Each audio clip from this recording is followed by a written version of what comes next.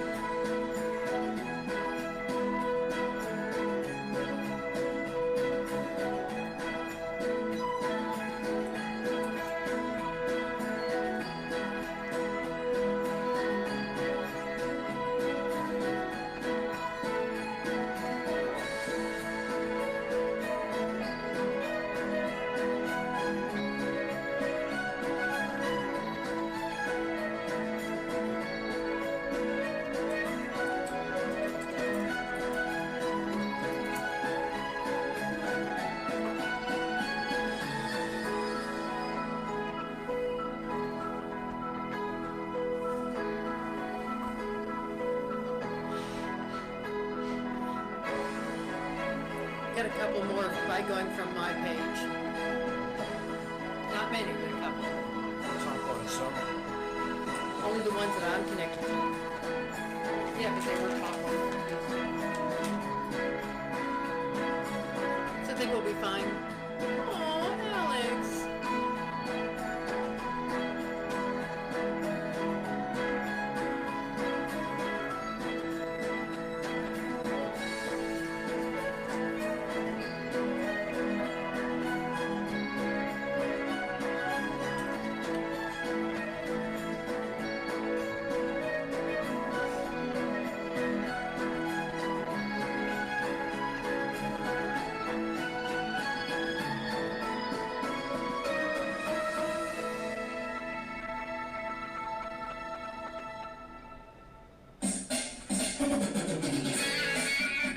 Ultimate Christian Ministries presents Start Our Sabbath, SOS, the live Friday night program to help you and your family start your Sabbath off right. You've had a tough one, and now it's time to relax and spend time with God's people from all around the world.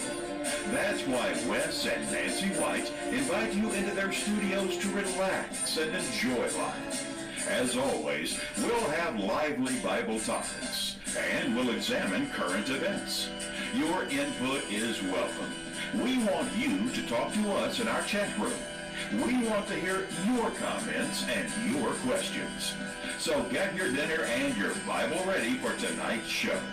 I'm Mr. Announcer, Gary Gibbons. We're broadcasting live from Big Sandy, Texas. And here are your hosts for Start Our Sabbath, Wes and Nancy White. Good evening and welcome to our 92nd show of Start Our Sabbath. Thank you for being here tonight. We appreciate that you took the time out of your evening to join us. Yeah, that's right. Remember that when you watch our show, you're doing us a favor because it's our privilege to serve you. It is indeed. And we also want to remind you of what SOS is not. Yeah, that's right. SOS is not a show where we ask you to check your brain at the door. We want you to always be remembering, we want to always remind you that anything that you believe is your right to believe. On Start Our Sabbath, we don't try to tell you what to believe. We teach the Bible as best we understand it, but in the final analysis, you've got to make up your own mind as to what you believe. We never tell you that you had better believe what we believe. And we never tell you that if you reject our teachings, you're going to end up in the lake of fire. No way. And why not? Because I'll never get tired of saying this. Philippians 2:12 tells us that each one of us has to work out his own salvation with fear and trembling.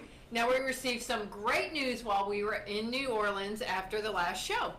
The board members of the local church congregation where Wes and I attend in Tyler closed a deal for a piece of vacant land that's right next to the church building. Yes, so we doubled the size of our church property. We now have a total of 2/3 of an acre of land, so we hope we can eventually do some expansion there. That's right, and our kids love playing out on our church property. We're out in the country in rural Smith County. Yeah, and all kind of fun things happen over where we attend. Like the other day, Nancy and I showed up for church, and some of the boys in our church were outside surrounding this little dog.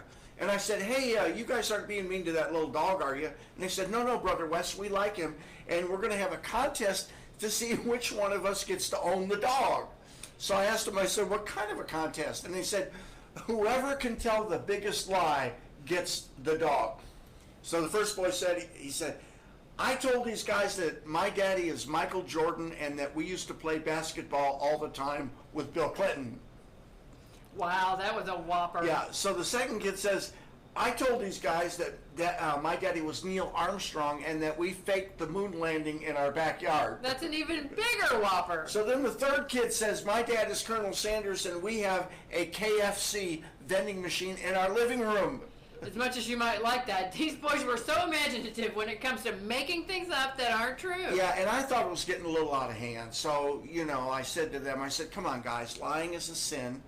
Exodus 20 says that you should never bear false witness. Telling an untruth is really bad. And when I was your age, I never told a lie. And at that point, I jumped in because I know exactly what Wes was like as a little kid. So I said to the boys, Wes just won the dog. I don't think that was very nice. Well, now Wes and I just got back from a trip to New Orleans. As we said, it's a beautiful city and it has lots of history. But we didn't get to do much touristy stuff while we were there. Nancy was tied up with her job at her company convention, and I basically sat in my hotel room most of the time working on church projects on my laptop, like this show. Okay. Yeah. But as usual, Wes did manage to escape once in a while, and as usual, he saw a lot of interesting things. Wes seems to always be able to stumble onto situations that are really funny. Yeah, like this. In Louisiana, those people will eat anything, and I mean they'll eat anything. Well, you're mostly talking about the Cajuns. Yes, the Cajuns. These are the people, they'll eat alligators, they'll eat snakes, they'll eat crawdads, whatever. I mean anything. And when we met this Cajun down there, his name was Claude Boudreaux. Claude Boudreaux, he was a real character. And I got to talking to him, and I asked him, I said, is there anything that Cajuns will not eat? And he said, I'll eat anything that don't eat me first. You said what?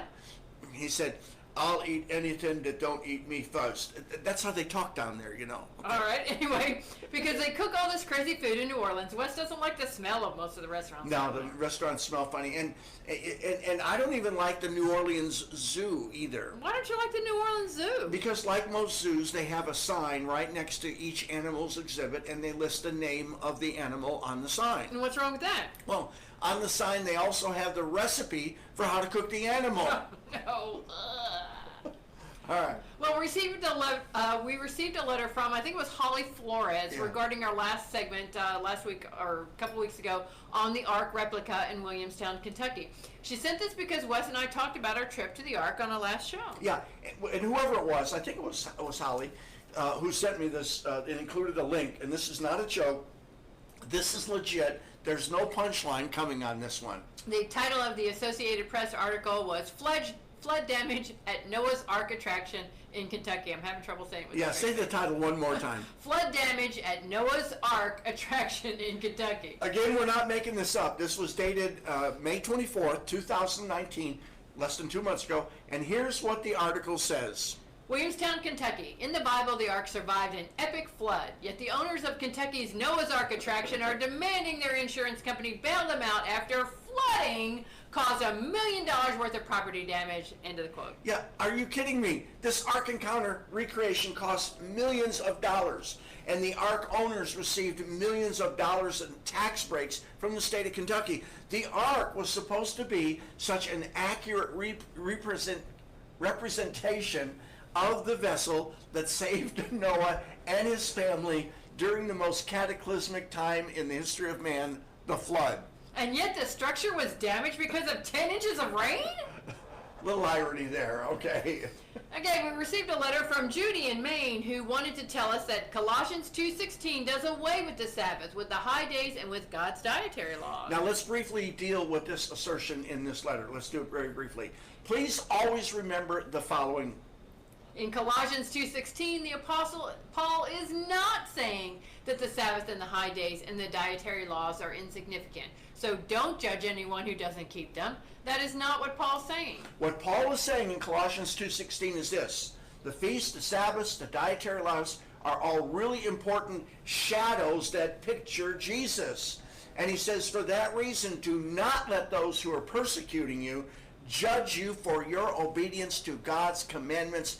And that's what Colossians 2:16 is all about. Let's do a quick reminder. Okay, yeah, let's talk about a celebrity that we have here in our SOS family. Once again, we want to remind you to watch Mornings with Mimi every Sunday through Friday morning. Mimi, please feel free to tell people more information in the chat room, like what time to tune in, and I think that you post it later so they can watch it later.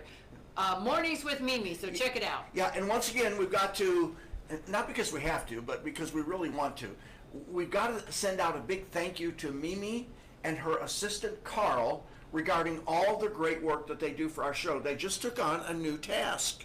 I think it was Mimi who discovered that some sad, damaged person had written some off-color comments on our Facebook page. So now Carl and Mimi have agreed to keep an eye on this. Yeah, and again, we encourage comments from people. We always like to hear what people have to say, even when they disagree with us. That's true. But we ask that you be nice in your comments. If you're not nice, your comment will get zapped by Carl or Mimi. That's right, Zach. And we will put you out of the church. No, we won't. We don't have the authority to put anyone out of the church. Oh, yeah, that's right. I got carried away. Okay. We have a great show for you tonight. Wes is going to talk about how our lack of church growth is caused partially by our teaching regarding homosexuality. That's right. And Nancy's going to talk about Doors. Now, I got to tell you, the Doors were one of the greatest rock bands of the 1960s. Their lead singer was Jim Morrison. Wes. And Morrison was one of the greatest songwriters and singers of the day. Wes! What? I'm not talking about the Doors rock band. You're not? No, I'm talking about doors, like the kind you walk through. Oh, never mind. Let's open with prayer. Okay. Our Father in heaven, we thank you so much for this wonderful evening that we have. We thank you for this wonderful gift of technology that you have provided for us so that we can spread your word, so that we can fellowship with your people, so that we can be together in a live environment. Thank you, Father, for Jesus Christ who sits at your right hand and who intercedes for us on a daily basis. We're so grateful to be able to talk about your word tonight. help us now as we go through this, the things that we're going to talk about. Help us with our Christian living, our understanding of the Bible, and all these things that we're going to discuss. So now we commit this program into your hands. We do it in Jesus' name and give you praise and thanks. Amen. Okay. Coming up next, the Doors. No. No. Coming up next, doors. Oh. Not the kind you listen to, but the kind you walk through. You're watching Start Our Sabbath. Jeremiah 9:23 says that man is to glory in his knowledge of the great God of the universe. But knowing God is such a time-consuming process. It takes your entire life to do this, and we are indeed expected to make the effort. You can better understand God by celebrating and understanding his annual high days, as mentioned in Leviticus 23. The closer you look at these days, the more sense you can make of who God is. Conversely, if you ignore these annual festival days, you are creating obstacles for yourself as you attempt to better understand who God is. At the Ronald L. Dart Evangelistic Association, we have an informative message on this subject. In this sermon, Ron Dart talks about why you should take a real close look at God's annual high days. The title of this message is A Day of Salvation. You can find it on the audio recordings tab on our website, rldea.com. This message is free. Again, the title is A Day of Salvation at rldea.com. Okay, what have you got for us tonight, sweetheart? Well, you've probably heard the saying, when God closes a door, he opens a window. Mm-hmm. Doors, closed doors, and open doors have been an important part of God's relationship with mankind since the beginning. So let's look at some of the places where a door has made a huge difference to mankind and his relationship with God. First of all, the door to the tree of life. This is the end of God's open door policy. God and man started out with a personal, intimate, and face-to-face relationship. Seems like God came to chat with Adam and later Eve every day. We all know what happened to that relationship. Even Adam ate the forbidden fruit and sin entered the world. Among the punishments that God invoked was their banishment from the garden and being shut off from the tree of life. Genesis 3:23-24 says, "The Lord God banished him from the Garden of Eden to work the ground from which he had been taken. After he drove the man out, he placed on the east side of the Garden of Eden cherubim and a flowing sword flashing back and forth to guard the way to the tree of life." At that point, God closed off the way to the tree of life, and an angel with a flaming sword became a very effective closed and locked door. This angel barred Adam and Eve from coming back to the garden, because once that door was shut, it was too late for Adam and Eve to partake of the tree of life. Surely this first couple regretted their decision all the days of their lives, just as we believers today still lament what was lost there in the garden. The door to the face-to-face relationship with God was slammed shut for the rest of mankind for a very long time, but it wasn't shut forever.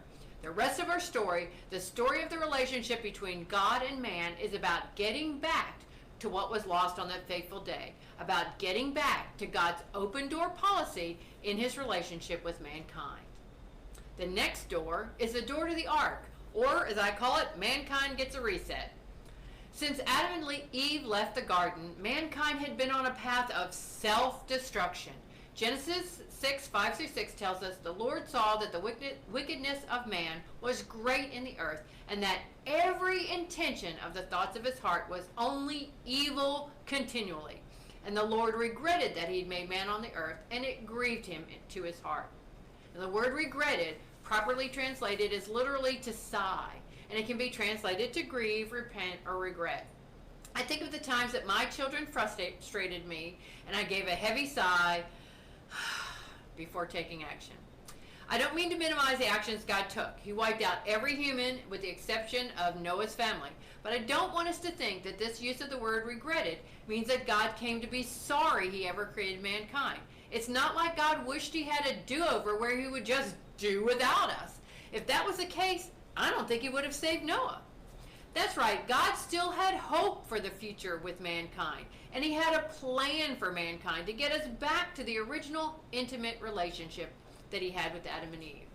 He had in no way lost his will or his nerve for continuing that plan to redeem mankind and to rebuild a personal, intimate relationship with his creation.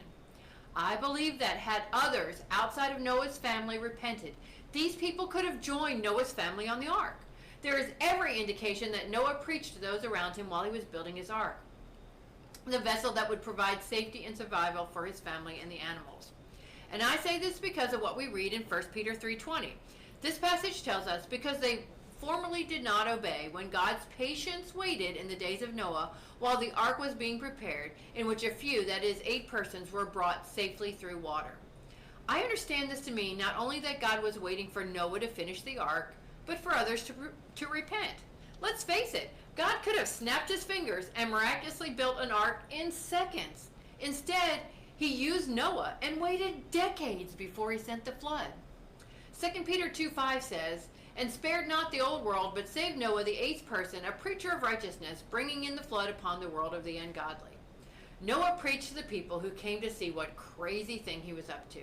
When he answered why he was building a huge boat on dry land, surely the words, "Repent and be saved from the flood that is coming," were part of Noah's message. But no one listened, and no one repented. And once the rain began to fall, I imagine everyone who heard God's message through Noah wished they had listened. But once that door was shut, it was too late for the people of that time. Then when the flood was over, God set about continuing to work his plan to redeem mankind. The rainbow he sent, and that we still see today, reminds us that his plan is still in motion. The next door is what I call the bloody door, or safety for now and a prophecy of the future. Let's read Exodus 12:5, where it says, "Your lamb shall be without blemish, a male of the first year. You shall take it from the sheep or from the goats. Now you shall keep it until the 14th day of the same month. Then the whole assembly of the congregation of Israel shall kill it at twilight." Verse 7, "And they shall take some of the blood and put it on the 2 doorposts and on the lintel of the houses where they eat it." Let's jump down to verse 13. "Now the blood shall be a sign for you on the houses where you are, and when I see the blood, I will pass over you, and the plague shall not be on you to destroy you when I strike the land of Egypt." God instructed Israel to kill a perfect lamb and paint its blood on the doorposts of their homes. Those who did were protected from death that night. This ritual pictured a future pivot point in God's plan for mankind. In John 1:29, we have a clear explanation. "The next day John saw Jesus coming toward him and said, 'Look, the Lamb of God who takes away the sin of the world.'" The book of Revelation also confirms this in chapter 12, verses 10 and 11, where it says, "I heard a loud voice in heaven say, 'Now have come the salvation and the power of the kingdom of our God and the authority of his Messiah. For the accuser of our brothers and sisters, who accuses them before our God day and night, has been hurled down. They triumphed over him by the blood of the Lamb and by the power of their testimony. They did not love their lives so much as to shrink from death.'" Prior to this, God worked with and through a specific people, the nation of Israel, the seed of Abraham. However, with the fulfillment of the symbolism of this ritual, which the children of Abraham acted out on the first Passover and every Passover thereafter, the way was made for a series of opening doors that were open for any person to walk through. But we aren't at that point in the story yet. The next door, the door to the most holy place, or the restricted door. God gave Moses his instructions for building the temple in the wilderness, the services and the dedication of the priesthood, and the processes of offerings, and he was very clear about the setting up of what was called the most holy place. Leviticus 16:2 tells us, "The Lord said to Moses, 'Tell your brother Aaron that he is not to come whenever he chooses into the most holy place. Behold, the curtain is in front of the atonement cover on the ark, or else he will die. For I will appear in the cloud over the atonement cover.'" The rest of Leviticus 16 goes in great detail about what must be done before the high priest could enter the most holy place, into the presence of the Lord. Only the high priest could enter, and he could only enter after cleansing, and only once per year. Aaron's sons, Nadab and Abihu, learned the hard way that God meant for the process and the rituals to be followed precisely. It says in Leviticus 10:1-2, "Aaron's son Nadab and Abihu took their censers, put fire in them, and added incense, and they offered unauthorized fire before the Lord, contrary to his command. So fire came out from the presence of the Lord and consumed them, and they died before the Lord." While they didn't actually go into the most holy place, God's reaction to them breaking with his specific instructions shows us how serious he was about the process and restrictions he put into place. What happened behind that door was not a secret per se. God made it clear what Aaron and his successors were to do behind the door. But it did happen in secrecy, and it happened only when and only as God instructed. At the moment of Jesus' death, that door to the most holy place was ripped open, and the way to the personal relationship with God the Father, our Creator, was open to all mankind, no matter their race or nation. Matthew 27:50-51 reads, Jesus, when he had cried with a loud voice, yielded up the ghost, and behold, the veil of the temple was rent in twain from the top to the bottom, and the earth did quake, and the rocks rent. The fact that this rip, this tear, occurred from top to bottom and not bottom to top is a graphic and appropriate reminder that the God of all the universe was doing the ripping, from heaven down to his creation on earth. Next is the door to the tomb, the final closed door. After rending the curtain of the temple, God was not done with the dramatic door opening. Mark 16:4-8 says, and looking up, they saw that the stone had been rolled back. It was very large. And entering the tomb, they saw a young man sitting on the right side, dressed in white robes. And they were alarmed. And he said to them, do not be alarmed. You seek Jesus of Nazareth, who is crucified. He has risen. He's not here. See the place where they laid him? But go and tell his disciples and Peter that he is going before you to Galilee. There you will see him, just as he told you. And they went out and fled from the tomb, for trembling and astonishment had seized them, and they said nothing to anyone, for they were afraid. God opened the door to the tomb, and Jesus left. Luke 24:2-3 says, they found the stone rolled away from the tomb, but when they entered, they did not find the body of the Lord Jesus. Death and the grave could not hold him back, could not hold back God's plan. This door was not meant to stay shut long, only 3 days. After that, as Jesus had previously explained, there was no door in our way to an intimate, personal relationship with God other than Jesus himself. And now we come to, I am the door, Jesus. John 10:7-9 reads, so Jesus again said to them, truly, truly, I say to you, I am the door of the sheep. All who come before me are thieves and robbers, but the sheep did not listen to them. I am the door. If anyone enters in by me, he shall be saved, and I will go in and out, and find pasture. God holds to himself only the ability to open and shut doors to salvation, to priesthood, to prophecy, to eternal life. Revelations 3:7-8 says, and to the angel of the church in Philadelphia write the words of the Holy One, the true one, who has the key of David, who opens and no one will shut, who shuts and no one opens. I know your works. Behold, I have set before you an open door, which no one is able to shut. I know that you have but little power, and yet you have kept my word and not denied my name. The door into relationship with God has been propped open by Jesus, and all who hear the call may enter. But actually, there's one more door, and you are in control of the opening and closing of that door. The final door, behold, I stand at the door and knock. Is your door open? It's not for us to decide who will be called in this life or when they will be called. Matthew 22:14, which tells us many are called but few are chosen, indicates that not all are called in this age. God controls the call toward the open door. However, each of us controls one door. Jesus tells us, Revelation 3:20, behold, I stand in the door and knock. If anyone hears my voice and opens the door, I will come to him and eat with him and he with me. We, each of us, control the door to our own hearts, minds, and lives. Today, if you're listening to this message, perhaps God is calling you to open the door to your heart. Do you hear Jesus saying to you, as he said to those around him on the last day of the last time he celebrated the last great day as he walked this earth? If anyone thirsts, let him come to me, which we find in John 7:37. Does Jesus bid you today, come to me, all you who labor and are heavy laden, and I will give you rest, as he said in Matthew 11:28? If you're hearing that voice, God is calling you to baptism and to a personal, intimate, one-on-one relationship with him now. Today. Not tomorrow, but today. I encourage you to open the door and welcome him in. Get counseling, get baptism, start that relationship today. As God calls a few today, he also reveals to us that he's still not done. The personal one-on-one relationship with him will be open according to his plan for everyone who has ever lived or yet will live. And we're back to the open door policy.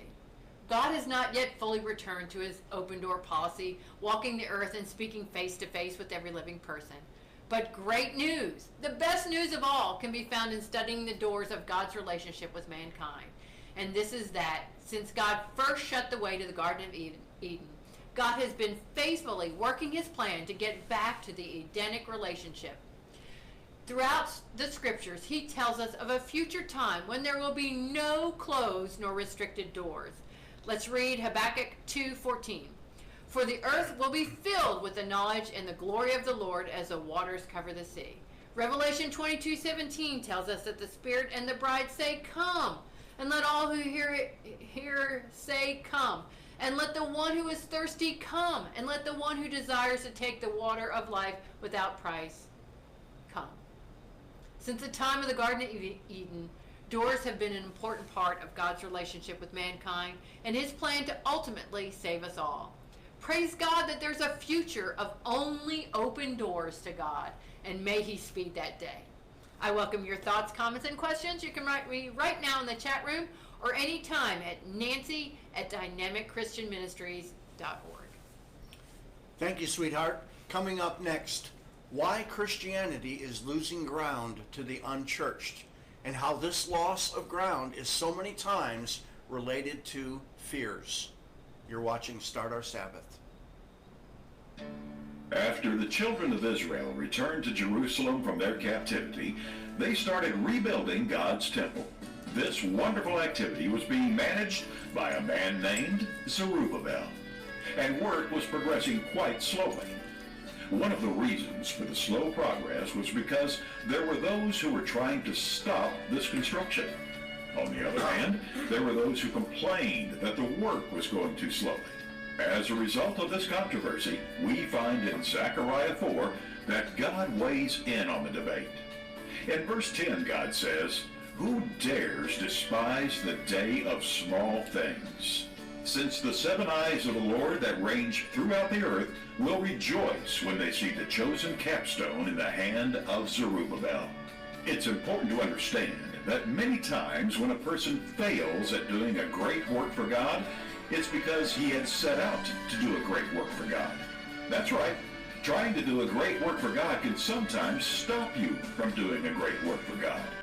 This happens because too many people despise the day of small things. They think that there are small tasks that are not important enough for them to do. They don't realize that every great work begins with small things, continues with small things, and ends with small things. Building a house, just like building the great temple in Jerusalem, begins with small things. Every structure begins with someone who has a level, a measuring tape, a string, and some stakes that he pounds into the ground. Then the work begins with some shovels, then the saws, then the hammers. At the Ronald L. Dart Evangelistic Association, we have a message that talks about the importance of small things and how we should never diminish the value of small things. The title of this message by the late Ron Dart is Small Things. It's free. You can find it on the audio recordings tab of our website, rldea.com. Again, that's Small Things at rldea.com. Thank you, Gary Gibbons, Mr. Announcer. Say, you know what I was thinking? I love these commercials that Gary does for us. I wonder if we shouldn't put the links in the chat room of every time we do a commercial. Let's put the link in there. For the commercial? Yeah, for what's being advertised, so that people don't have to go and search it.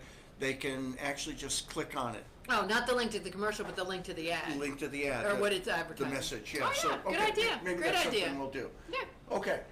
Thank you, sweetheart. You did a wonderful job. Got some wonderful comments in the chat room. Now, let's get this thing set up here. I have had so many people tell me things like this. Wes, I am so afraid for what's happening in our country right now. And when I hear that, I usually respond with something like this. I say, did you know that during the Great Depression of the 1930s, some economists actually feared that we would never come out of that depression? One economist during that time was asked, how long will it be before this depression ends? And he said this is a direct quote, he said, it may never end. It may be like the dark ages that lasted for 400 years. Those were scary times. People in the 1930s were afraid. My mother lived through the Great Depression. She told me all about it. She said everybody was just afraid. And in response to that fear, they were given the following words of encouragement. We have nothing to fear but fear itself. Nameless, unreasoning, unjustified terror, which paralyzes needed efforts to convert retreat into advance. End quote. Some of our people in the church are concerned about the societal changes that they see around them. The changes we see today are nothing like they were when these people were kids, like my mother. Today's changes in society are enormous. And one of the things that unnerves people today is that they can't preach the gospel and get new converts using old methods that worked decades ago. So when that happens, usually two things follow. First, they go into denial that the old ways no longer work, or they accept this fact and then they get totally freaked out because they now have no way of adding new people to their church, and they're watching their church dry up and die. The Supreme Court ruling of 3 years ago has had the same effect on them. So many Christians today are totally bummed out by the fact that homosexuals can now marry in all 50 states. And these folks prophesy. They say that this new ruling is going to lead to our persecution in the ecclesia. They were hoping for a ruling that would help them to be safe in this world. And they speak out in favor of certain politicians, and they argue over which one will make us the most safe. Most safe? I'm telling you, this is crazy talk. No one can guarantee our safety in Satan's world. No one can do that for us. On our last show, we talked about the religious nuns that are out there. People who have no religion are now at least 23% of the American population. Some think it's as high as 25%. And if that's correct, then the nuns are bigger than any other religious group. And the other two big groups out there are Catholics, who comprise 23% of the population, and evangelicals, who comprise 23% of the population. Now, everyone in Christianity is all upset about this problem, the nuns. Church people are afraid. Is the majority of society going to become atheist and then persecute those of us who believe? That's the question they're asking. When talking about the cause, the reason why we have religious nuns, Christians want to blame, who do you think they go after first? They want to blame Satan. Or they want to blame young people, because so many people that embrace the culture of the nuns are young people. So they want to badmouth the young people. But I think that one of the causes for this problem that we have is the self-righteous and judgmental and condemning Christians that we see right now. I believe that hard-nosed Christianity has actually contributed to the problem of the nuns, which again is about a quarter of our population. It has no desire to be part of any organized religion. And please note that I have said some Christians have contributed to part of the problem. Please don't write to me and say that I claim that all of Christianity is the total cause behind the nuns. No. Christianity has millions of people who show love and understanding and long-suffering to other people. It's just that we've got too many hard-nosed Christians out there, and they seem to be getting all the attention. As I mentioned last week, this latest number has completely caught social scientists off guard. They knew that the number of nuns was growing every year, but they had no idea that it would reach 23 to 25% in the most recent surveys, the ones that just came out. So everyone's still trying to figure this thing out, including me. I don't profess to know all the answers to this social phenomenon. But I do know one of the causes, and that is self-righteous Christians. And I say this for two reasons. I'm safe when I say this for two reasons. Too many churches are preaching nonsense when it comes to social issues. Too many churches are preaching nonsense when it comes to social issues. And number two, I constantly read and hear about younger people who have had it with religion. Why? Well, too many times it's because of the nonsense that's being taught in our churches today. So tonight, we're going to start looking at 4 teachings that you get out of so many churches. And I'm going to show you how those who teach these 4 things really need to take a closer look at what they're teaching, because what they're teaching is turning off young people from the church and away from Christianity because they're not preaching it right. They've got too many inaccuracies in what they're teaching. Again, the nonsense that's being taught by churches today is causing people to turn their backs on organized religion. Over the next few shows, we're going to talk about several issues, and one of the issues is I want to talk about socialism. Again, I am not a socialist. I'm a free market guy. But I'm telling you that too many churches are teaching incorrect things regarding socialism. Number 2, we're going to talk about global warming. Again, I'm not a proponent or opponent of whether or not global warming is real or what causes it. That's not my job. But I'm telling you that too many churches are teaching wrong things about the topic of social warming. Number 3, we're going to talk about British Israelism. Again, I don't teach either for or against British Israelism, but I'm telling you that many churches are teaching some wrong things about British Israelism. And the 4th topic is homosexuality. Again, homosexuality is a sin. But I'm telling you that too many churches are teaching wrong things about homosexuality.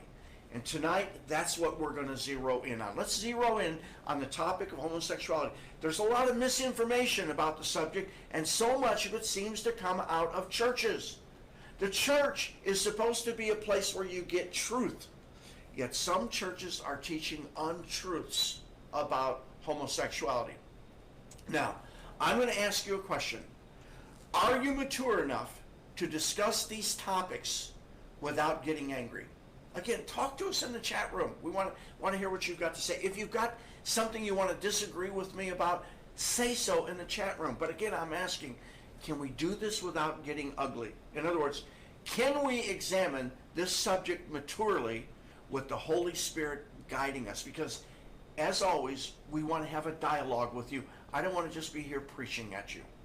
And we're going to talk about the complaint that I have, and I make this complaint over and over regarding Sabbath-keeping churches. I tell people all the time, your old ways of doing things are not going to bring in new people. In fact, your old ways of doing things are repelling possible new people. We're going to get into that, and I'm telling you, church leaders don't get that. They keep shooting themselves in the foot by teaching the same nonsense that they taught in the 60s and the 70s. And the problem with teaching the same old stuff is this. Some of what we taught in the old days was flat out wrong. And I could go through a long list: church government, interracial marriage, headline theology, church eras, going to Petra is our place of safety. Do I need to go through the whole list? I hope not. Instead, let's zero in, let's drill down to the topic of homosexuality. And let's be frank right off the bat tonight. You're going to hear me say some controversial things in this segment. Some of you are going to be enraged by some of the points that I'm going to make. And I can say that, I can state it for a fact, because I've mentioned some of these points in previous sermons and studies, and there were people who became totally unglued by these statements. Some would call their local pastor and they'd say, I just listened to this message on homosexuality by Wes White, and I am totally offended by what he said.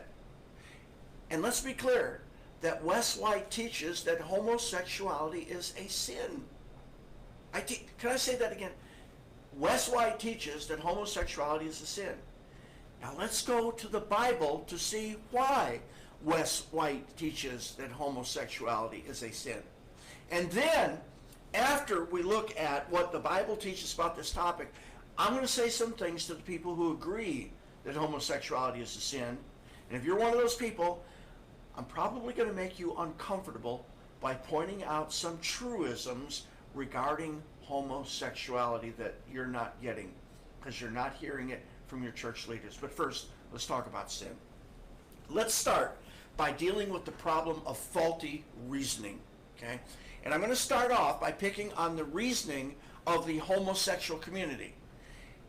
And if you're against homosexuality, stick around, because I'm going to tear into your reasoning too. But I'm telling you that in this debate on the pro and the con of homosexual, on that argument, there's plenty of blame to go around on both sides. Now, many homosexuals will point out that statistics show that their lifestyle is not conducive to crime or is in any way detrimental to other people.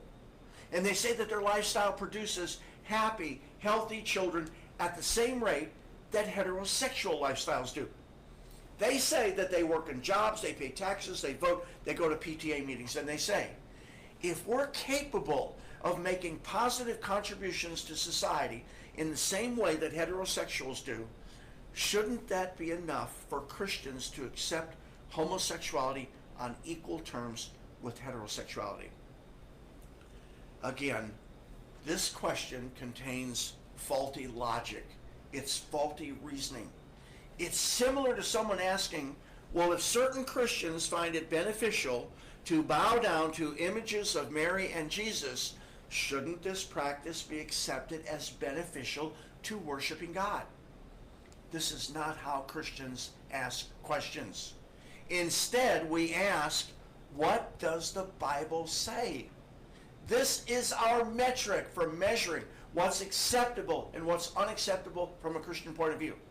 Now, for where we're going in my part of the segment tonight, I'm going to leave out the Old Testament scriptures when it comes to this debate, and I'll tell you why later. Instead, let's go to the New Testament and closely examine Romans chapter 1, verses 26 and 27. And I've asked, it's Romans 1, 26, 27, and I've asked Nancy and Carl to put a visual aid into the chat rooms tonight. And I hope you can get to these visual aids without losing your connection to the show. And I'm going to try to put this up on the screen, but I don't think you're going to be able to see it very well. But let's try it. And somewhere I hope you can see it.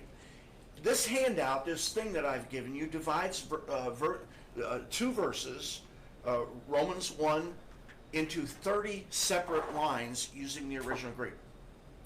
Romans 1:26 in the New American Standard says this, and let me read it to you.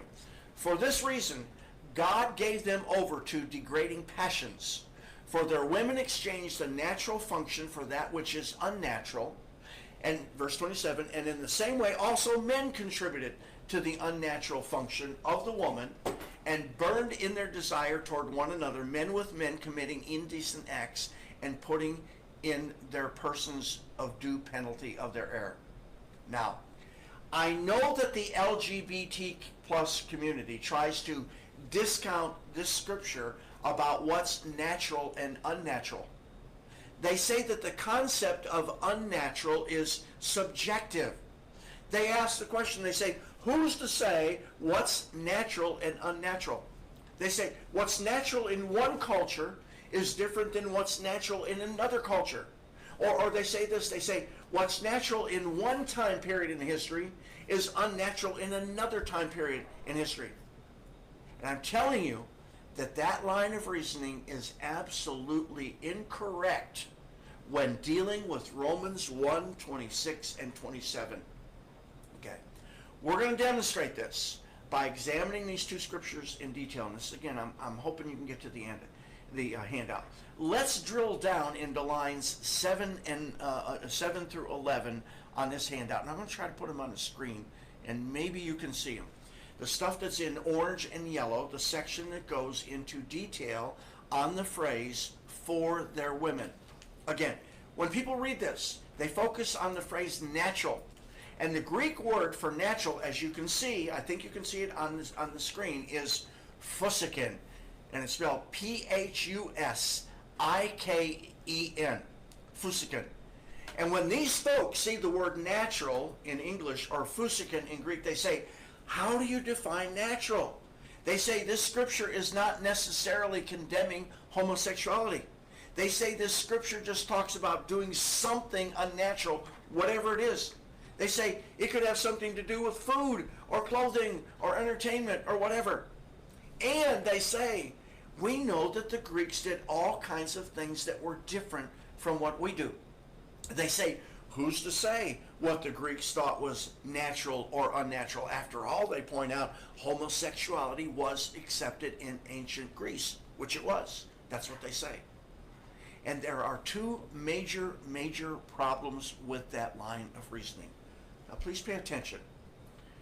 The word function, the Greek word is treason, C-H-R-E-S-I-N, in Romans 1, line 10, on your thing that you're looking at. It's a Greek word that clearly has to do with sex. It has to do with sex. Look it up. Don't take my word for it, or find some college professor who's fluent in ancient Greek. He will tell you that the word treason in Greek, C-H-R-E-S-I-N, has to do with sex. So this is definitely a sex issue that Paul is writing about. You can't say that Romans 1 has to do with food or clothing styles or entertainment. It is about sex. Now, those of you who don't want to hear this, please don't turn off this message. Please hear me out to the end. Those of you who disagree with me on my stance on homosexual, please stay with me to the end. All right. The second major problem with this line of reasoning that these folks has is that if we're going to examine perspective, we should never look at any scripture, whether it's in the Old Testament or the New Testament. We should never, ever look at any scripture from a Western point of view. People do this all the time. They try to examine the language from their point of view. In fact, if we want to understand this passage, we can't even look at it from a Greek point of view, even though it was originally written in Greek. Was Paul in any way a practicing Greek? No. And we know that. The world does not like to accept that fact. Yes, Paul was a Roman citizen. Yes, he spoke Greek, but he was not a practitioner of Roman or Greek things. And the world wants to say that, well, since Paul was the apostle to the Gentiles, which he was, they say, well, then he must have had a Gentile perspective on things, and therefore he did away with God's law. No, Paul was a Jew. His writings clearly promote the law, which is the Greek word nomos, N-O-M-O-S. He was not antinomos. He was not antinomian. He makes it very clear in his writings that he says he was not antinomian. And in fact, he says, he uses the phrase, God forbid. Paul has been a Pharisee in his past, a Jew of Jews. Anything that Paul wrote has to be viewed from the lens of Eastern thinking and not Western thinking. Now, here's a problem that the world has regarding the Bible.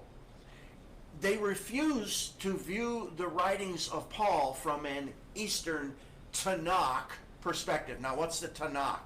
It's a one word they put together coming from Torah, Nevim, and Kethem, which is the Torah, first 5 books of the Bible, the Nevim and the Kethem, which are the writings and the prophets. They want to view Paul not from an Eastern Tanakh perspective. And the Tanakh is just another word for what we incorrectly call the Old Testament. In the Old Testament, in our society, we call it the Old Testament. It's really not. It's the Tanakh. People look at Paul's writings from a Western Catholic Protestant perspective. In the Eastern Tanakh perspective, which is where they should be looking at it from, in that Eastern Tanakh perspective, homosexuality was wrong, and it had always been wrong. Paul always taught in that vein. from the perspective of the Eastern Tanakh. So when Paul used the word unnatural here in Romans, he is not talking in terms of the Greek perspective where anything goes when it comes to sex, as it did in the Greek culture. And again, even though Paul wrote in the Greek language as a Roman citizen, he was always teaching from an Eastern Tanakh perspective, and that's why we can never look at the Greek word for natural in Romans 1, 26, 27 and try to put a spin on it that says, who's to say what it means? You just can't do this. The bottom line is this. Paul is very clear in Romans 1:26 that homosexuality is wrong. Okay. Now, when we look at the New Testament, some claim that the Gospels never mention anything about homosexuality. Have you heard that argument? Is that true? That the Gospels never mention anything about homosexuality? Well, guess what? That's absolutely true. The Gospels never mention homosexuality. And while it's accurate to say that we can't find anything in the Gospels where Jesus talks about homosexuality, we cannot say with assuredness that Jesus never said anything about homosexuality. We cannot make that assumption. And why not? Well, because John 21:25, write that down. John 21:25 says, and there are also many other things which Jesus did, which if they should be written every one, I suppose that even the world itself could not contain the books that should be written. This verse tells us that there were a lot of things that Jesus did, and we just don't know about those things. And just because something is not in the Gospels doesn't mean that it never happened. For example, we can't find anything in the Gospels where Jesus talks about rape. Jesus said nothing about rape in the Gospels. Nothing that we can find. Does this mean that he never ever said anything about rape? No, we can't come to that conclusion. We just don't know. Further, even if he didn't say one word about rape in his entire life, can we then conclude that rape is not bad? Of course not. This line of reasoning that we're dealing with here, when asking whether or not Jesus talked about this or that, this line of reasoning is called red letter theology. Always remember this, red letter theology, because you've all seen these Bibles that have Jesus' words in the gospel in red, right? You've seen that. And some people say, I'm not really interested in any of the Bible that's not in red. They say, I just want to read and follow what's in red, what Jesus actually said. Again, that's red letter theology. Well, the fallacy of red letter theology is that God did not give us just Jesus' spoken words in his Bible. There's a reason why God gave us not just the words of Jesus, the words in red. There's a reason God gave us the entirety of the New Testament. And this applies to the Old Testament, the Tanakh as well. We were given all 66 books of the Bible for a reason. And that reason is that we need to study it all. Not just what's in red, not just the writings of Paul, not just the 613 laws of the Torah, not just the stuff about prophecy. Again, if you want to argue about things like which of the 613 laws are still in effect today, fine. But let's argue about it. This can be a healthy discussion. But if you believe in Jesus Christ, you have to accept Paul's writings as being divinely inspired, even though they're not written in red. Paul was an apostle of Jesus. He was commissioned by Jesus to teach. And Paul's writings in Romans 1:26 clearly condemn homosexuality. Now, at this point, I want to address the LGBTQ plus community with an important point. And before I get to that point, I ask that you please hang in there. Don't turn us off just yet. Please stay with us for a few more minutes, because I think you're going to see a different side to what many of us Christians teach on homosexuality. I really believe those of you who are part of the LGBTQ plus community, after you hear me out totally, you're not going to be as angry with me as you are now that you know that we teach homosexuality is indeed a sin. I want to tell you that I acknowledge that too many Christian churches are hateful in their teachings regarding homosexuality. Yes, Many Christians show hate for homosexuals. I don't deny that. I admit it, and I condemn this hate. I don't condemn the people. I don't condemn any people, but I condemn what they teach. I condemn this hate.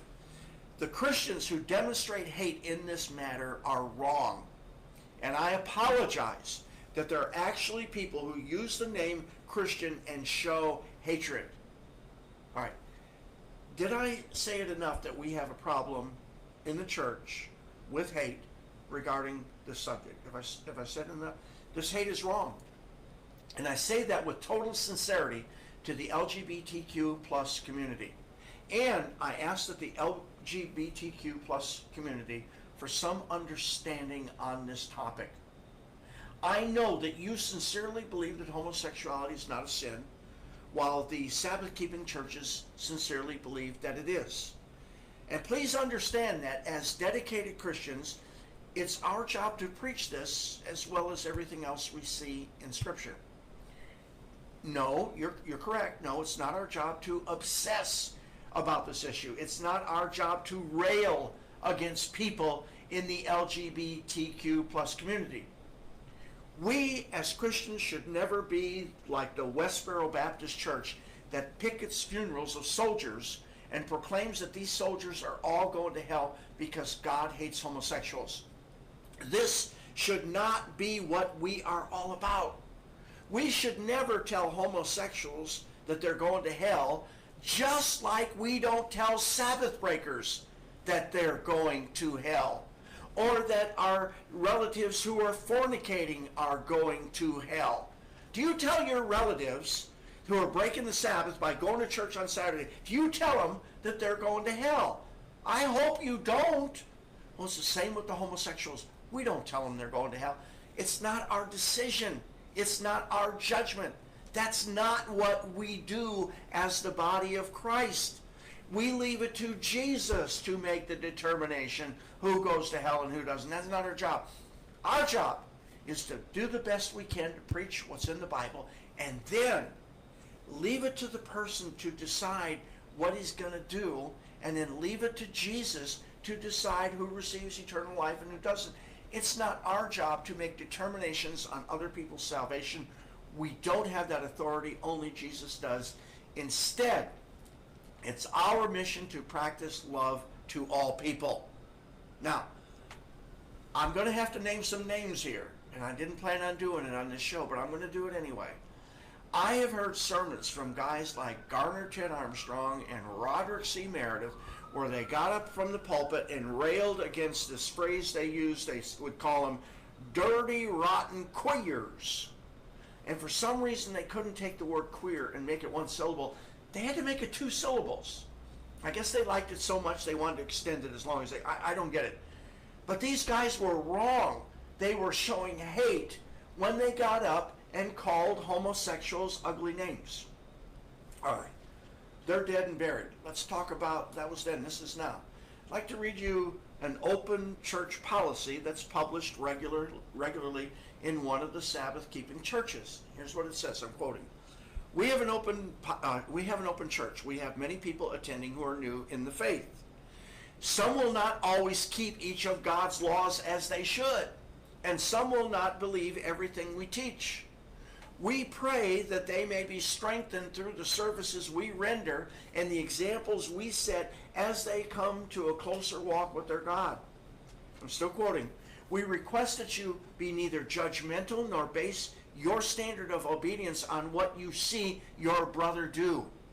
Christ is our standard, not weak and sinful men. Still quoting. Always remember that you will be judged for what you do, not for what others do. End quote. All right. I think that's good. I like that. I have a friend, Jose Limon, who pastors the church in Church God Seventh Day in Cedar Hill, Texas.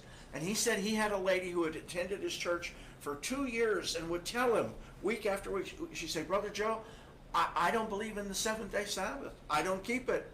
And Brother Joe, he never said, well, you better start. He never said, well, you know, you've been here for a year and a half now. If you don't get it now, you need to just leave. He never said that. He was just very patient, very loving. She wasn't disrupting church and getting up and saying it from the pulpit. She was just saying it to Joe after church. Well, one day he shows up for church after 2 years of this, and she says, I get it now. I get it now. I was studying the scriptures, Brother Jose, that you've been preaching for the last 2 years. I've written them down. I've studied them, and I get it. God's Sabbath is the seventh day of the week, and praise God that Joe had not kicked her out of his church. She is now a devout Sabbath keeper, praise God. All right, so let's take this thing that I just read, that we request that you be neither judgmental, Christ is the standard, not weak, and gentle, and not sinful men. We have an open church. We have many people attending who are new in the faith. Some will not always keep God's law, all that. Great statement. Well, then, one of the church leaders of this church stated in the pulpit, he said, if a guy was attending their church and was a homosexual, and if he didn't repent, they'd ask him to leave. This same church welcomed a guy who was a known and open fornicator. Everyone in the church knew he was shacked up with some gal.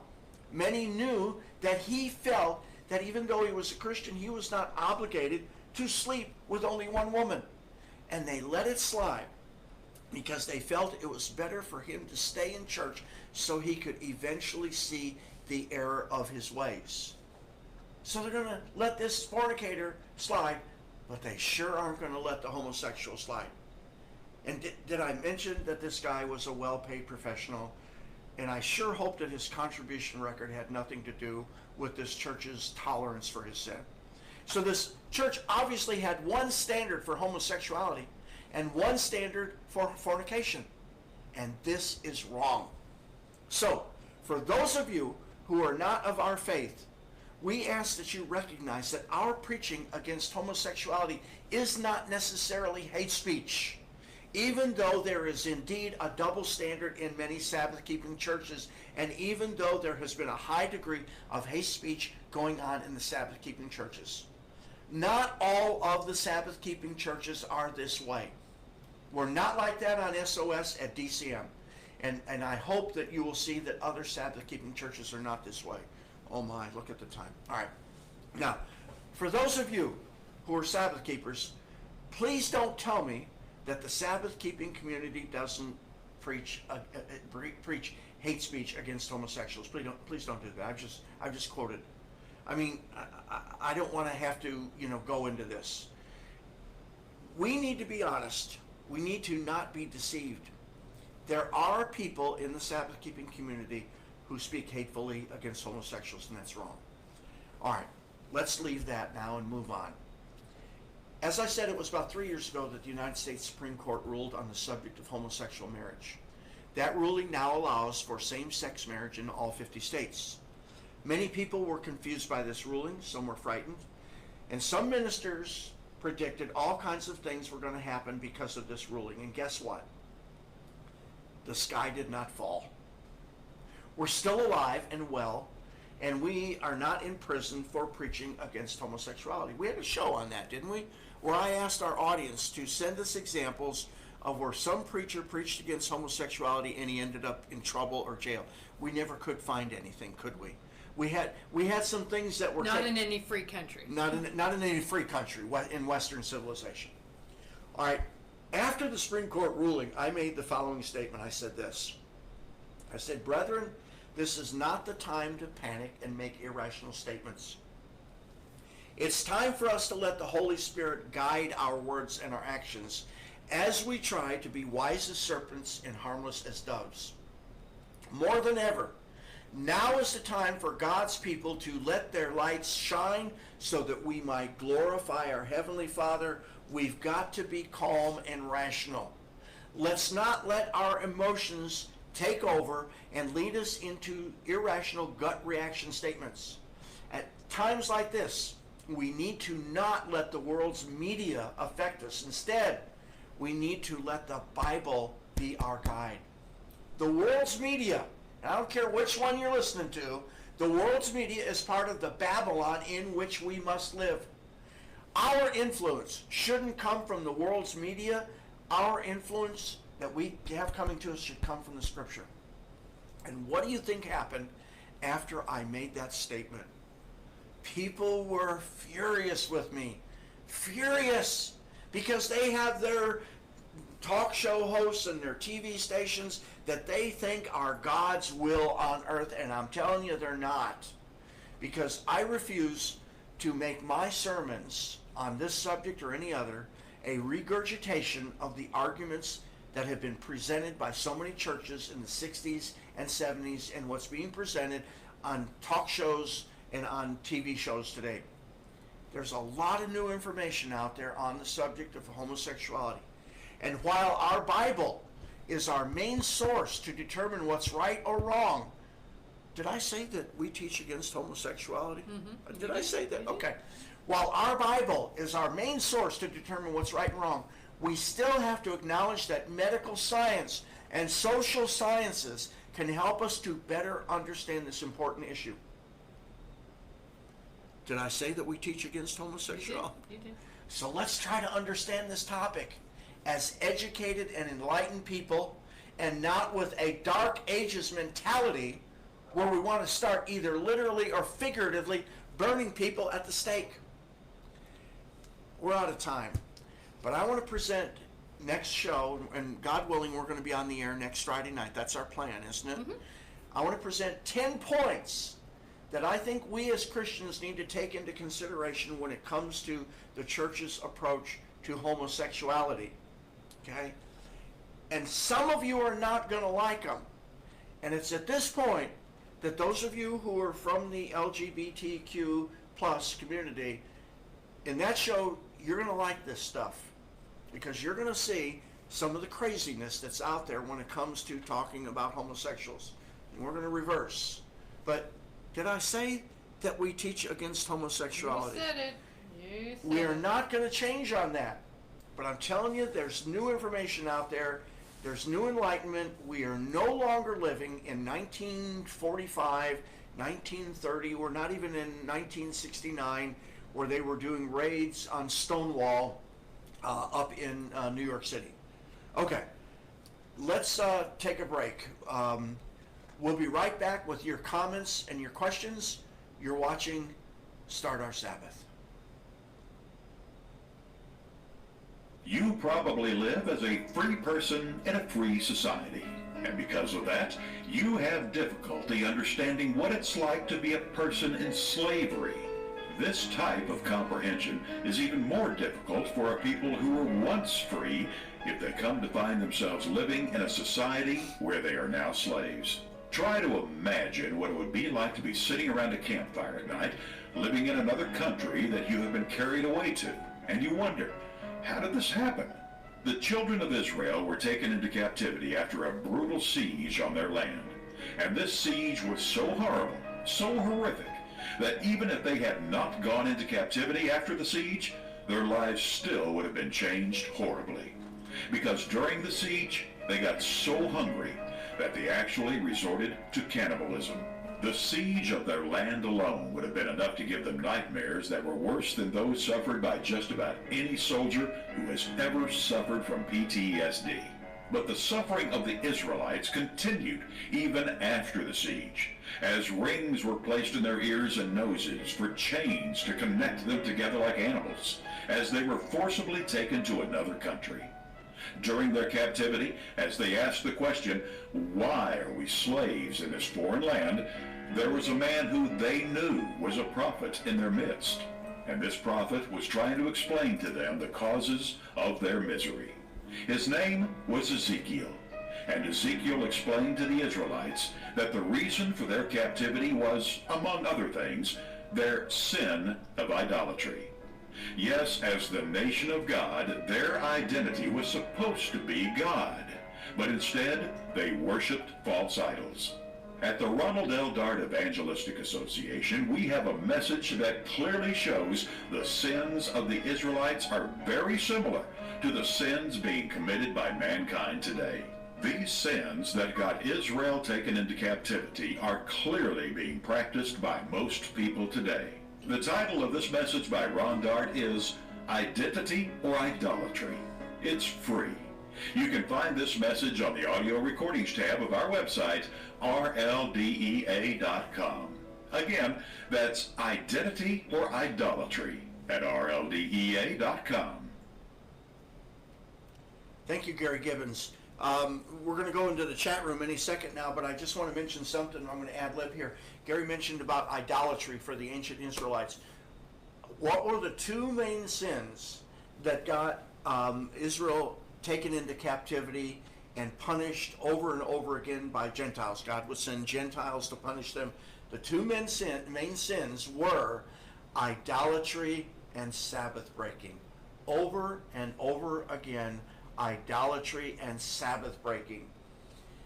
This is one of the messages that we need to preach very strongly to the world.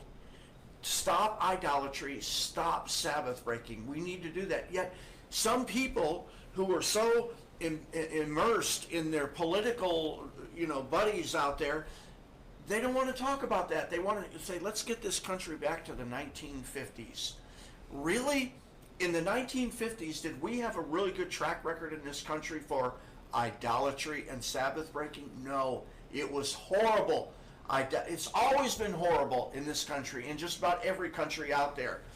Idolatry and Sabbath breaking, these should be things that we're going after, and instead we're going after other things. All right, one quick thing, and then we're going to let Nancy take over, and that is, how much money have you sent us at SOS in the last week? Hope you sent us none. or the last week, or the last year, or the last two? How much have you sent us? The answer had better been nada, zero, not a thing, because we don't take money. We don't accept money. We don't want your money. We don't ask for it. And when people send us money, we send it back. We do not want your money, but we do ask for your prayers. Even if you hate the show, pray for it, that God will straighten us out. Pray that we'll repent. That's right. Pray for our show, whether you love the show or hate the show. And hit the share button. Because in that way, we don't have to spend a bunch of money on advertising the show. You save us a lot of money that we don't have to spend. So please. And even if you want to make fun of the show, say, hey, look at these crazy people. And hit the share button. Look at these horrible, horrible people. Get some popcorn, sit around together and laugh at and have a party and make fun of us. Okay. That's right. But please hit the share button. If you find, seriously, if you find value in this show, please share it. If you don't find value in the show, you don't have to share it. We're not going to shame you. Okay. Nancy, what do you got for us in the chat room? Let's start with Melissa Chandler, who says, are we not judged for what we condone? If we know a truth of a sin and we condone it, then it becomes our sin too, in knowledge of condoning the sin? ? Absolutely. I can't disagree with that. Okay. Mm-hmm. So by allowing sinners to attend with us, are we condoning their sin? By allowing sinners to attend with us, what we're doing is hopefully we're giving them meat in due season to let them know what their sin is, and then praying for them, and then hopefully the ball which is now in their court, hopefully they're taking these words to heart, and it might not be as fast as you want them to do it. Mm-hmm. It might be months and months down the road, but once that happens, they got to work out their own salvation with fear and trembling. We can't be the policeman and go around. Now, somebody in the chat room said, what about in 1 Corinthians where Paul cracked down on a very... They kick out the adulterer. They kicked out this, we're not sure if it was adultery or something.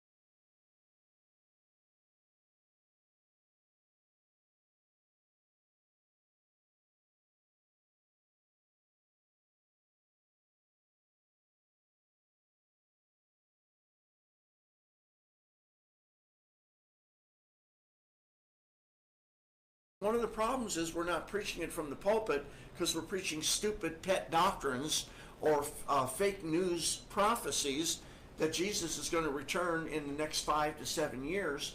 And we shouldn't be doing that. We need to be teaching Christian living, family relationship sermons. That's the kind of stuff that people need. And I don't know how many young people we talk to that say, I want sermons about how I can be a better Christian. Living, yeah. That's what they're looking for. They're not looking for fake news headline theology. That's fake news. So, and since we're not preaching meat in due season and showing the people their sins, how are we going to expect them to overcome their sins? We got to preach. Okay. All right, what else? And plus, the other way we preach it is by encouraging people to get their noses in their own Bible. Yes. I would far rather be reading scripture and discover a sin I needed to repent of, be convicted by the Holy Spirit and the Word of God privately in my own study time as opposed to openly in church. Right. And when we encourage people to read the Bible, study the Bible, you're right, and preach sound doctrine in church, it gives them time for God and the Holy Spirit to convict their own hearts about the things they need to work on. And maybe God will have them working on something different from what you think they should work on. That's why it's none of our business. Right. What else? Okay. Rod Kuzman says, you're courageous, Wes, to bring this subject up and teach on it. For far too many years, it's been swept under the table. Jean Tarter says, we need to remember that we can't control other people's actions. It's hard not to jump in and not correct what we think is wrong. Our job is to spread Jesus' love, but he does the fixing and judging. Amen. Yeah. Jim. Let's back up to the comment that was made before then about people don't want to preach certain things because too many years it's been swept under the table. Swept under the table. And the 10 things I'm going to tell you next week, how not to teach against homosexuality, that has been, these things are known by the church leaders, but they're sweeping them under the rug because they know that if they say them, they're going to lose support from some people. So these things are going to be quite controversial, these 10 arguments that I'm going to get into next week. So you don't want to miss this. Not that we're doing this because we're just, let's get the ratings up by talking about these things. I'm doing it because we need to understand these things. We got to quit being knuckle-dragging Neanderthals, and we've got to be an enlightened people who not only know our Bibles, but also we're aware of some things of science, what the social sciences are teaching us now, what the science, the chemistry of the body, what they're teaching these days. And it's up to us to understand these things so we're not acting like a bunch of ignoramuses teaching, in the Dark Ages. Well, and so that I don't jump into the things you're going to say next week. For example, you can't go around saying the world is flat and then try to preach to people who know differently about the Word of God. Like, if you don't even know enough to know the world is round, how are they going to listen to you about other things? And I think you're traveling into that same territory. Yeah. If you say things that are scientifically proven false and then try to back up, then you talk about scriptures, people are not going to listen to you. So we need to be wise as serpents and harmless as doves. Exactly. Yes.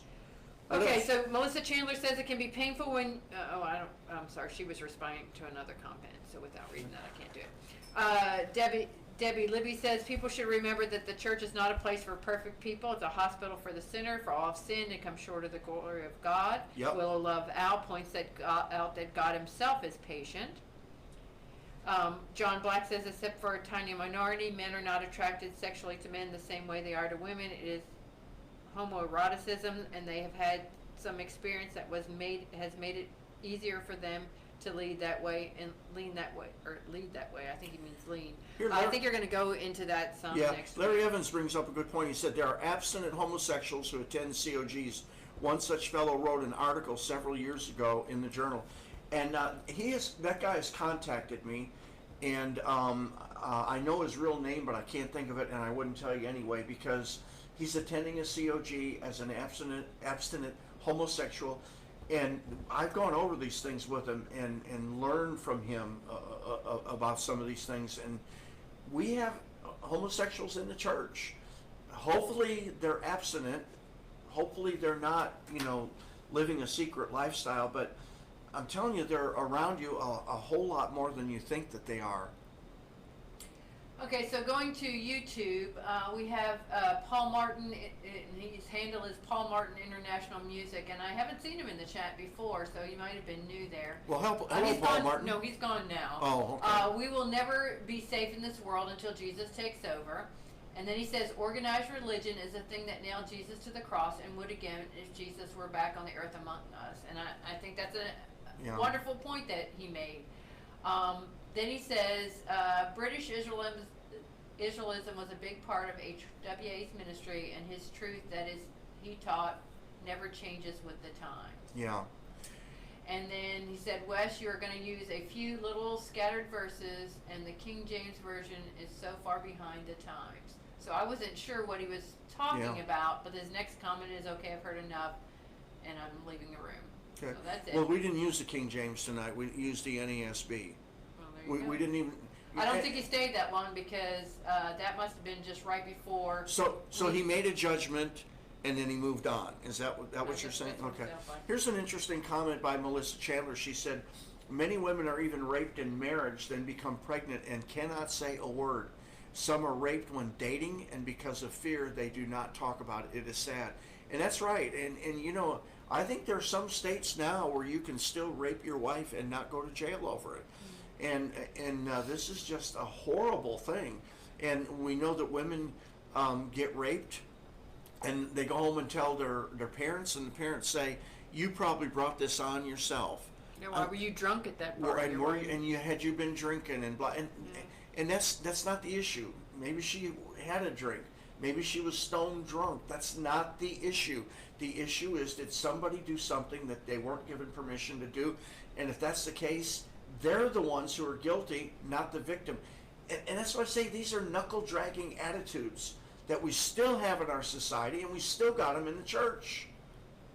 I know one gal told me, she went home and told her parents that she had been raped, and her dad said to her, have you repented of it? In other words, you brought this on yourself. Have you repented of getting raped? And he had no understanding, and I don't want to say bad things about him, but I will say bad things about his mentality, his understanding, his knowledge. It was a very Neanderthal understanding of things. Mm-hmm. Let's see. Positive Dennis said, I can say that as my bachelor's BAs in history and with an emphasis on ancient history, the British Israelism has no support in history. Oh man, you got to come back, Dennis, when we talk about British Israel in the future. Positive Dennis, and that won't be on the next show. I don't know when, but I'll announce it in advance. But okay. For example, he says the ancient Israelites somehow quit speaking a Semitic language and practicing a Semitic religion to suddenly adopt a Iranian language and religion, an early version of Zoroastrianism. Okay, let's save that. Let's save that. That's yeah. Trudy Cranford says. And again, a couple things I want to clarify. Do I preach that homosexuality is a sin? Okay, and do I preach for or against British Israelism? No, I don't. I stay neutral on the subject. Okay, but I want to hear comments like this from Positive Dennis. I think he's got some good stuff to say. Okay, Trudy Cranford said, I tell them I hate the sin, not the person, and they need to turn to Christ before it's too late, for no one knows when someone will go to Christ and turn from their wrong. She also says, but how long do we give them to change, as letting them among the brethren and our young children who are seeing their sin and still allowed to sin? If they know and say they know its truth and still do not obey, should they not be asked to leave the children and for the children and the brethren's sake? Mm-hmm. Yeah. I mean, I'm gonna say if you're talking about a pedophile, there are protections you have to take. Yeah, there definitely are. So come back in next Sabbath, and we're going to talk about homosexuality. Let your friends know. Say, hey, we just, excuse me, we listened to this thing about homosexuality. You got to hear this, and send them the link, or send them to my Facebook page, and then tell them you got to come back next week because you ain't seen nothing yet. We're just getting started on this thing.